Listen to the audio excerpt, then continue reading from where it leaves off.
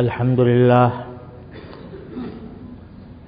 لله نحمده ونستعينه ونستغفره ونؤمن به ونتوكل عليه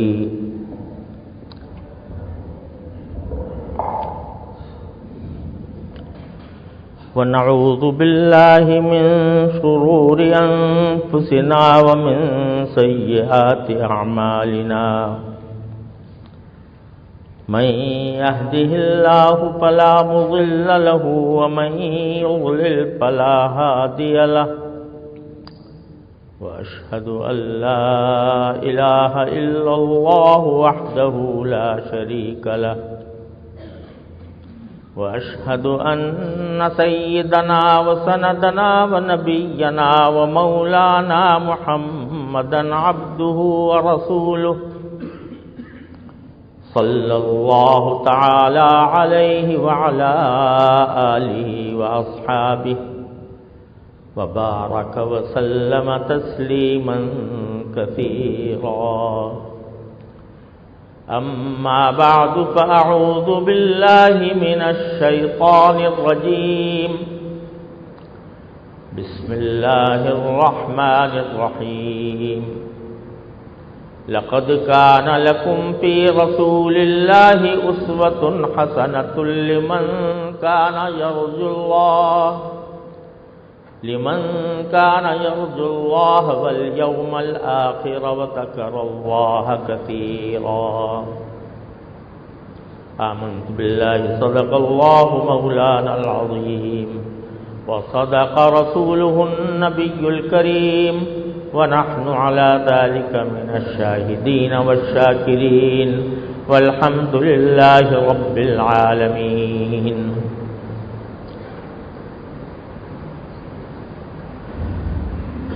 میرے محترم بزرگوں، دوستوں اور بھائیوں، السلام علیکم ورحمۃ اللہ تعالی وبرکاتہ۔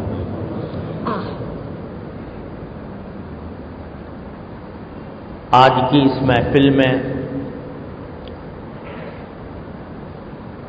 میرے عزیز ساتھی نے جس آیت کریمہ کی تلاوت کی وہ یہی آیت تھی جو میں نے آپ کے سامنے پڑھی ہے۔ اس میں اللہ تبارک و تعالی نے ہم سب سے خطاب کرتے ہوئے یہ فرمایا ہے کہ تمہارے لیے اللہ کے رسول کی زندگی میں بہترین نمونہ ہے، یعنی ہم نے رسول کریم سرور دو عالم صلی اللہ علیہ وسلم کو اس دنیا میں اس لیے بھیجا کہ تمہارے سامنے ایک خوبصورت اسلامی زندگی کی ایک مثال آ جائے۔ اسوہ عربی زبان میں کہا جاتا ہے ایسے نمونے کو جس کی لوگ تقلید کریں، اس کو دیکھ کر اپنے حالات کی اصلاح کریں، اس جیسا بننے کی کوشش کریں، اس کو اسوہ کہتے ہیں۔ اور اللہ تبارک و تعالیٰ نے نبی کریم سرور دو عالم صلی اللہ علیہ وسلم کے اسوے کو، یعنی آپ کے نمونے کو، آپ کے طرز زندگی کو حسنہ کہا، اسوۃ حسنہ۔ یہ نمونہ ہے، لیکن نمونہ بھی اچھا نمونہ۔ بعض اوقات نمونے ہوتے ہیں لیکن اچھے نہیں ہوتے ہیں، مثالیں ہوتی ہیں اچھی نہیں ہوتی ہیں، لیکن ہم نے تمہارے پاس نبی کریم صلی اللہ علیہ وسلم کو ایک بہترین نمونہ بنا کر بھیجا۔ کیوں؟ تاکہ تم ان کو دیکھ کر، ان کے انداز زندگی کو دیکھ کر، ان کے زندگی کے تمام شعبوں کو دیکھ کر اپنے آپ کو اس جیسا بنانے کی کوشش کریں۔ یہ تھا رسول کریم صلی اللہ علیہ وسلم کی تشریف آوری کا اصل مقصد۔ اور جنہوں نے نبی کریم صلی اللہ علیہ وسلم کے اسوہ حسنہ کی پیروی کر کے اور اپنے آپ کو اس جیسا بنا کر دنیا کے سامنے اپنے آپ کو پیش کیا، تو انہوں نے 23 سال کی مختصر مدت میں ایک ایسا حسین انقلاب برپا کر دیا کہ پورے جزیرے عرب پر اسلام کا جھنڈا لہرا رہا تھا۔ اور وہ قوم جو قتل و غارت گری میں ڈوبی ہوئی تھی، جاہلیت کی قدیم رسموں میں جکڑی ہوئی تھی، جس کے معاشرے میں ایک دوسرے کا گلا کاٹنا، ایک دوسرے کا حق چوری کرنا اور آپس میں لڑائی جھگڑے کی ایک فضا پیدا کرنا، یہ اس معاشرے کی خصوصیات تھی۔ شراب نوشی عام تھی اور لوگ اس پر فخر کرتے تھے، اور اللہ بچائے بے حیائی، جس کو قرآن کریم میں جاہلیت اولیٰ سے تعبیر فرمایا، وہ عام تھی۔ زناکاری عام تھی، شراب نوشی عام تھی، قتل و غارت گری عام تھی، زندگی کے زخموں سے تعفن اٹھ رہا تھا۔ اس ماحول میں نبی کریم صلی اللہ علیہ وسلم تشریف لاتے ہیں، تنے تنہا۔ جب آپ پر پہلی وحی نازل ہوئی غار حرا میں، اقرأ بسم ربک الذی خلق، تو آپ کے اوپر اس وقت کام کی مشکلات کا تصور کر کے جاڑا چڑھ گیا۔ واپس گھر میں تشریف لائے تو کہا کہ مجھے کمبل اڑاؤ، مجھے جاڑا لگ رہا ہے۔ جاڑا کس بات کا تھا؟ کہ اس ظلم و جہالت کی میں ڈوبی ہوئی انسانیت کو سنوارنے کا فریضہ آپ کو سونپا گیا۔ تنہے تنہا مکہ مکرمہ کے پورے جزیرے عرب میں وہ قوم جو دوسرے کے بات سننے کو کی روادار نہیں تھی، اس کو حق کی بات سمجھانا، اس پر اس کو قائل کرنا، یہ اتنا بڑا بوجھ تھا جس نے نبی کریم صلی اللہ علیہ وسلم کو جاڑا چڑھا دیا۔ لیکن دنیا نے دیکھا کہ اسی فرد واحد نے صلی اللہ علیہ وسلم 23 سال کی مختصر مدت میں ایسا عظیم انقلاب برپا کیا، جو قتل و غارت گری کے خوگر تھے وہ امن و آشتی کے پیغمبر بن گئے، جو بے حیائی میں ڈوبے ہوئے تھے ان کی حیا کی قسمیں کھائی جاتی تھی، جو دوسروں کے بال پر ڈاکہ ڈالنے کے عادی تھے وہ اتنے دوسروں کے حقوق کے علمبردار بن گئے کہ دنیا نے ان کی جیسی مثال نہیں دی۔ یہ 23 سال کی مختصر مدت میں جو انقلاب رونما ہوا، اس کی وجہ یہ تھی کہ جب سرکار دو عالم صلی اللہ علیہ وسلم کا نمونہ حسنہ ان کے سامنے آیا اور ان کو اللہ نے یہ پیغام دیا کہ ہم نے یہ نمونہ تمہارے لیے اس لیے بھیجا ہے کہ اس جیسے بن جاؤ، اگر تم عبادت گزار ہو، عبادت کرنا چاہتے ہو، اس طرح عبادت کرو جیسے رسول اللہ صلی اللہ علیہ وسلم نے کی۔ اگر تم تاجر ہو تو ایسے تجارت کرو جیسے نبی کریم صلی اللہ علیہ وسلم نے تجارت کی تھی۔ اگر تم کاشتکار ہو تو ایسے کاشتکاری کرو جیسے نبی کریم صلی اللہ علیہ وسلم نے جرف کے مقام پر کی تھی۔ اگر تم باپ ہو تو اس فاطمہ کے باپ کو دیکھو کہ اس نے اپنی بیٹی کے ساتھ کس طرح برتاؤ کیا۔ اگر تم شوہر ہو تو صدیقہ عائشہ کے شوہر کو دیکھو رضی اللہ تعالی عنہ کہ انہوں نے کس طرح ان کے ساتھ زندگی گزاری۔ غرض ہر شعبہ زندگی میں آپ کو نمونہ بنا کر آپ نے اللہ تعالیٰ نے بھیجا، اور صحابہ کرام نے اس نمونے کو اس طرح اختیار کیا کہ ان کی زندگیاں بدل گئیں۔ آج الحمدللہ وہ سیر طیبہ ہمارے پاس موجود ہے، ہم پورے اعتماد کے ساتھ یہ کہہ سکتے ہیں کہ سرکار دو عالم صلی اللہ علیہ وسلم کی زندگی کا ایک ایک لمحہ اور ایک ایک گوشہ اس طرح محفوظ ہے کہ دنیا کی کوئی قوم اپنے مذہب اور اپنے دین کی ایسی مثال پیش نہیں کرتی۔ لیکن جب ہم اپنی حالت پر نظر ڈالتے ہیں تو ہم ہر سال ربیع الاول کے مہینے میں سیرت کانفرنسیں منعقد کرتے ہیں، نبی کریم صلی اللہ علیہ وسلم کی سیرت کا بیان ہوتا ہے، اس میں آپ کے اعلیٰ اخلاق کی تعریف ہوتی ہے، لیکن وہ محض ایک نظریاتی اور محض ایک زبانی جمع خرچ ہے جو ہم کرتے ہیں۔ غور کرنے کی بات یہ ہے کہ سیرت النبی کی محفلوں میں، سیرت النبی کی محفلوں میں، اس کے جلسوں میں شریک ہونے والے اگر ہم اس طرح سے نظر ڈالیں کہ آیا اس جلسے میں شریک ہونے کے بعد اور سرکار دو عالم صلی اللہ علیہ وسلم کی حیات طیبہ کے فلاں گوشے کے واضح ہونے کے بعد ہماری اپنی زندگی میں کوئی تبدیلی آئی، ہمارے اخلاق کچھ بہتر ہوئے، ہمارے اعمال کچھ بہتر ہوئے، اس میں کوئی تبدیلی آئی؟ اگر اس سوال کا ہم جواب اپنے آپ سے لیا کریں تو ہمارا معاشرہ سدھر جائے۔ لیکن عام طور سے ہوتا یہ ہے کہ رسول کریم صلی اللہ علیہ وسلم کے مناقب ضرور بیان کیے جاتے ہیں، آپ کے فضائل بیان کیے جاتے ہیں، لیکن ہماری زندگی کا پہیہ جس ڈھب پر پہلے چل رہا تھا اسی طرح وہ چلتا رہتا ہے۔ نتیجہ یہ کہ وہی سیرت جس نے 30 سال کی مدت میں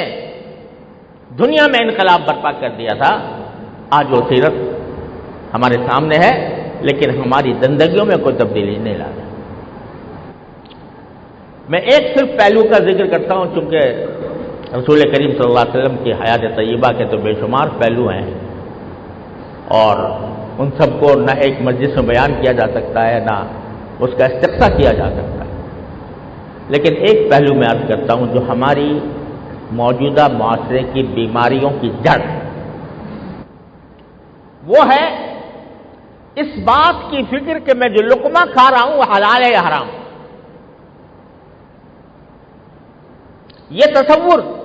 کہ جو میں کھانا کھا رہا ہوں یہ حلال طریقے سے مجھے ملا ہے یا حرام طریقے سے ملا ہے، اس کی فکر آج مفقود ہو گئی اور اس کے نتیجے میں حرام خوری کی ایک لامتناہی داستان ہے جو ہمارا معاشرہ بن گیا ہے۔ یہ فکر نہیں ہے کہ میں جو آمدنی مجھے حاصل ہو رہی ہے وہ جائز ذرائع سے ہو رہی ہے یا حرام طریقے سے ہو رہی ہے۔ آج ہم کہتے ہیں کہ بھئی صبح شام ہم دعائیں کرتے ہیں، اے اللہ ہمارے ملک کے حالات کی اصلاح کر دے، اے اللہ ہمارے عالم اسلام کے حالات کی اصلاح کر دے، اے اللہ ہماری قوم کو، ملت اسلامیہ کو سربلند فرما، لیکن دعائیں قبول نہیں ہو رہی۔ دیکھو جہاں جہاں مسلم ممالک آباد ہیں کیسی مصائب و آلام کا شکار، خود ہمارے ملک کو دیکھو اللہ نے کیسے خزانے ہمیں عطا فرمائے،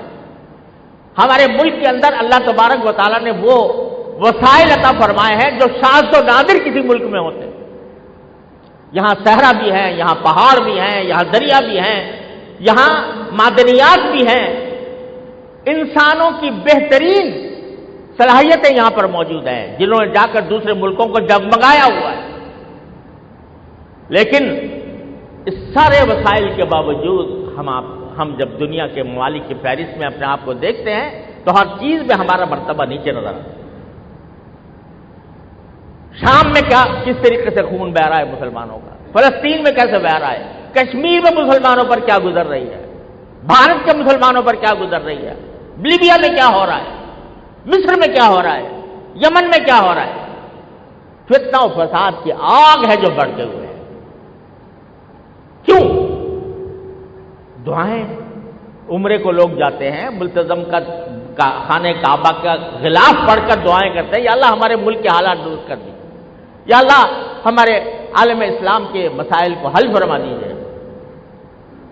سب بڑے ذوق و شوق سے عمرے کرتے ہیں، حج کو جاتے ہیں، خانہ کعبہ کی زیارت کرتے ہیں، پردے پکڑ پکڑ کر دعائیں کرتے ہیں، مگر حالات میں تبدیلی نہیں آ رہی۔ کیوں؟ اس لیے نہیں آ رہی کہ قرآن نے یہ بات کہی تھی، ان اللہ لا یغیر ما بقوم حتی یغیروا ما بانفسہم، کہ کسی قوم کی حالت کو اللہ تعالیٰ اس وقت تک تبدیل نہیں کرتا جب تک کہ وہ قوم خود اپنے آپ کو بدلنے کے لیے تیار نہ ہو۔ خدا اقبال نے اسی قرآن کریم کے مفہوم کو ادا کیا ہے کہ خدا نے آج تک اس قوم کی حالت نہیں بدلی، نہ ہو جس کو خیال اپنی حالت خود بدلنے کا۔ اور ایک حدیث میں رسول کریم صلی اللہ علیہ وسلم نے ارشاد فرمایا کہ بہت سے لوگ ایسے ہوتے ہیں کہ اللہ تبارک و تعالیٰ کے حضور عاجزی کے ساتھ گڑ گڑا کر دعائیں کرتے، یا رب ایسا کر دے، یا رب ایسا کر دے۔ یہ الفاظ رسول کریم صلی اللہ علیہ وسلم یقول یا رب یا رب، اے میرے پروردگار ایسا کر دے، اے میرا پروردگار ایسا کر دے۔ اور کیسے لوگ ہوتے ہیں؟ اشعث اغبر، کہ وہ ان کے بال بکھرے ہوئے ہیں، عاجزی کے ساتھ، درماندگی کے ساتھ، عاجزی کے ساتھ گڑ گڑا کر پروردگار کو پکارتے ہیں، اے رب ایسا کر دے، اے رب ایسا کر دے۔ دعائیں تو یہ کر رہے ہیں بڑے عاجزی سے گڑ گڑا کر، لیکن ان کا حال یہ ہے کہ مطعمہ حرام وملبسہ حرام ولحمہ غذی بالحرام۔ دعائیں تو کر رہے ہیں لیکن ان کا کھانا حرام، ان کا لباس حرام، ان کا گوشت حرام آمدنی سے ابھرا ہے۔ فَأَنَّىٰ يُسْتَجَابُ لَهُ الدُّعَاء، تو رسول کریم صلی اللہ علیہ وسلم فرماتے ہیں بتاؤ ایسے آدمی کی دعا کیسے قبول ہے؟ اللہ کے سامنے گڑ گڑا رہا ہے، یا اللہ میری پریشانی دور کر دیجئے، میرے حالات کو بدل دیجئے، لیکن اس کو یہ فکر نہیں ہے کہ میں جو کھانا کھا رہا ہوں وہ حلال ہے یا حرام، میں جو لباس پہن رہا ہوں وہ حلال ہے یا حرام، میرا گوشت جو بن رہا ہے وہ حلال آمدنی سے بڑھ رہا ہے یا حرام آمدنی سے بڑھ رہا ہے، اس کی فکر نہیں۔ تو پھر کیسے رسول کریم صلی اللہ علیہ وسلم فرمانے فَأَنَّىٰ يُسْتَجَابُ لَهُ الدُّعَاء، اس کی دعا کیسے قبول ہو؟ تو آج ہمارا سب سے بڑا مرض، سب سے بڑی بیماری یہ ہے کہ ہم رزق حلال کی اہمیت کو بھول چکے ہیں۔ جگہ جگہ رشوتوں کا بازار گرم ہے، جگہ جگہ رشوت کی آمدنی سے لوگوں کی پرورش ہو رہی ہے، ان کا گوشت رشوت کے حرام مال سے بڑھ رہا ہے، اور اس کی کوئی فکر نہیں ہے۔ پیسہ آنا چاہیے، کسی بھی طرح ہو پیسہ آنا چاہیے، حلال سے ہو یا حرام سے ہو۔ دفتروں میں جا کر دیکھیے کیا حال ہے کہ وقت کی پابندی نہیں، تنخواہ پوری وصول کی جا رہی ہے، اپنا حق وصول کرنے کے لیے تو مظاہرے بھی ہیں، احتجاج بھی ہیں، ہڑتالیں بھی ہیں، لیکن میں آیا اپنا حق پورا دے رہا ہوں کسی کو یا نہیں دے رہا، اس کی فکر نہیں آئی۔ یاد رکھیے قرآن کریم نے فرمایا وَيْلٌ لِّلْمُطَفِّفِينَ الَّذِينَ إِذَا اكْتَالُوا عَلَى النَّاسِ يَسْتَوْفُونَ وَإِذَا كَالُوهُمْ أَو وَّزَنُوهُمْ يُخْسِرُونَ، بڑا افسوس ہے ان لوگوں پر، یا عذاب ہے ان کے اوپر جو ناپ تول میں کمی کرتے ہیں، جب اپنا حق لینے کا وقت آتا ہے تو پورا پورا لیتے ہیں، اور دوسرے کو حق دینے کا وقت آتا ہے تو ڈنڈی مار جاتے ہیں۔ یہ صرف سودے کے ناپ تول کے لیے نہیں ہے بلکہ ہماری زندگی کے ہر شعبے میں۔ اگر میں ایک جگہ کا ملازم ہوں، 8 گھنٹے کی میری ڈیوٹی ہے، اگر میں اس میں سے 10 منٹ بھی کم کرتا ہوں تو یہ ناپ تول میں کمی کے اندر آتا ہے، اور اس کے نتیجے میں میری تنخواہ اس حد تک حرام ہو جاتی ہے جس حد تک میں نے صحیح وقت نہیں دیا۔ ہمارے ہاں مدارس میں یہ نظام ہے کہ اگر کوئی شخص دیر کرتا ہے ڈیوٹی میں تو وہ خود رضاکارانہ طور پر اپنی تنخواہ کٹواتا ہے، اور ہمارے اکابر کا یہ ایک عظیم سلسلہ اسی کے اوپر چلتا رہا. لیکن یہاں تک کہ جو ڈیوٹی کے اوقات ہیں، 8 گھنٹے کی ڈیوٹی اگر کسی جگہ ہے، اس ڈیوٹی کے اوقات میں کوئی شخص اپنا کام چھوڑ کے تلاوت کر رہا ہے، حرام ہے اس کے لیے. تلاوت قرآن بڑا عظیم ثواب کا کام ہے،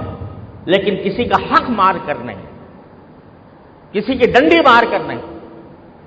اپنا اگر کوئی عبادت بھی کر رہا ہے اس وقت میں تو وہ اس کے لیے حرام ہے، اس لیے کہ 8 گھنٹے کا وقت اس کا بک چکا، اس کو پورا دینا چاہیے. تو یہ چیز ہے جو در حقیقت ہمارے معاشرے کو گھن کی طرح کھا رہی ہے. حرام خوری، ناجائز طریقے سے آمدنی حاصل کرنا. رسول کریم سرور عالم صلی اللہ علیہ وسلم نے فرمایا کہ طلب کسب الحلال فریضۃ بعد الفریضہ، حلال طریقے سے کمانا یہ نماز و روزے کے فرائض کے بعد یہ سب سے بڑا فریضہ انسان کے کہ وہ حلال طریقے سے کمائے، اس کی فضیلت ہے. التاجر الصدوق الامین، وہ تاجر جو سچا ہو، امانت دار ہو، وہ مع الانبیاء والصدیقین والشہداء یوم القیامہ، قیامت کے دن وہ انبیاء کے ساتھ ہوگا، صدیقوں کے ساتھ ہوگا، شہداء کے ساتھ ہوگا. لیکن اگر وہ خیانت کرے، لوگوں کے حقوق مارے یا ناجائز طریقے سے آمدنی حاصل کرے تو فرمایا کہ التجار یحشرون یوم القیامت فجارا، تاجر لوگ قیامت میں فجار بنا کر اٹھائے جائیں گے، بدکار بنا کر اٹھائے جائیں گے، جو ناجائز طریقے سے اپنی آمدنی حاصل کر رہے ہیں. تو میرے بھائیوں اور دوستوں، میں عرض یہ کرنا چاہتا تھا کہ رسول کریم صلی اللہ علیہ وسلم کا اسوہ حسنہ یہ اس کا زندگی کا وظیفہ بنانا چاہیے. اس کو اس کے ایک گوشے کو واقعتاً ہم اپنی زندگی کے لیے مشعل راہ بنائیں. لیکن میں یہ سمجھتا ہوں کہ ان سارے آپ کی سنتوں میں، آپ کے اخلاق میں، آپ کی عبادات میں سب سے مقدم چیز یہ ہے کہ انسان جسم کی جس آمدنی سے پرورش ہو رہی ہے وہ حلال ہو. روزہ رکھ لیا لوگوں نے، روزہ رکھ لیا رمضان میں، روزہ تو اللہ کے لیے رکھا اور افطار کر رہے ہیں حرام کی آمدنی سے، افطار کر رہے ہیں رشوت کی کمائی سے، افطار کر رہے ہیں ڈنڈی مار کر، لوگوں کا حق غصب کر کے. تو وہ روزہ کیا ہوا؟ سب سے زیادہ فکر آج میں سمجھتا ہوں مسلمان کی یہ ہونی چاہیے کہ میری آمدنی حلال ہو، میں اپنے بچوں کو جو کھلا رہا ہوں وہ حلال آمدنی ہو، حرام نہ ہو. ورنہ جیسا میں نے ابھی آپ کے سامنے عرض کیا، رسول کریم صلی اللہ علیہ وسلم کا فرمانا ہے کہ آدمی گڑ گڑا کر مانگتا رہے اللہ تبارک و تعالیٰ سے، اس کا کھانا حرام، اس کا لباس حرام، اس کا گوشت حرام، تو اس کی دعا کیسے قبول ہو؟ اگر یہی ایک پیغام ہم آج کی محفل میں سمجھ سکیں، اپنے دلوں میں اتار سکیں اور اس بات کی فکر ہمارے اندر اللہ تعالیٰ پیدا فرما دے کہ ہم جو کچھ کمائیں گے وہ حلال طریقے سے کمائیں گے، تو میں سمجھتا ہوں کہ یہ محفل کامیاب ہوگی انشاءاللہ. اور جو آیت پڑھی گئی تھی اس میں اللہ تبارک و تعالیٰ نے فرمایا کہ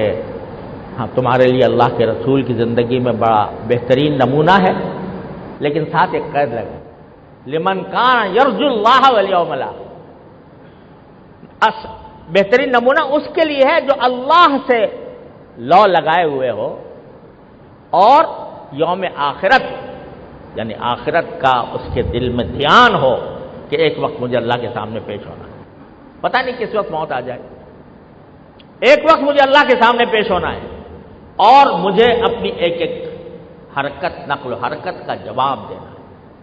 زبان سے نکلے ہوئے الفاظ کا جواب دینا ہے، اپنی کمائی کا جواب دینا.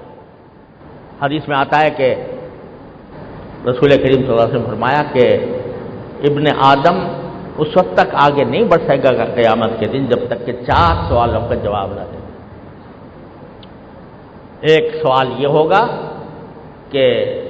تم نے جو آمدنی تمہاری حاصل ہوئی وہ کہاں سے تم نے حاصل کی اور کاہے میں خرچ کی، یہ سوال ہوگا۔ پورا ڈیٹا سامنے ہوگا، بالغ ہونے سے لے کر مرنے تک جو کچھ کمایا ایک ایک پائی کا حساب موجود ہے اللہ تبارک و تعالیٰ کے پاس، پورا ڈیٹا موجود ہے۔ اگر آج کمپیوٹر ڈیٹا محفوظ کر لیتے ہیں تو اللہ تبارک و تعالیٰ نے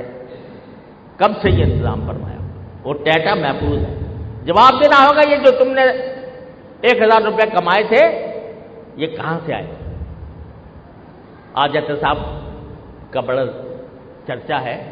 لیکن وہ احتساب ایسے عدالت کا ہوگا جس کے پاس ظلم کا گزر نہیں، وہ ایک ایک پائی کا حساب دینا ہوگا، کہاں سے پیسے حاصل کیے اور کاہے میں خرچ کیے، دونوں حساب،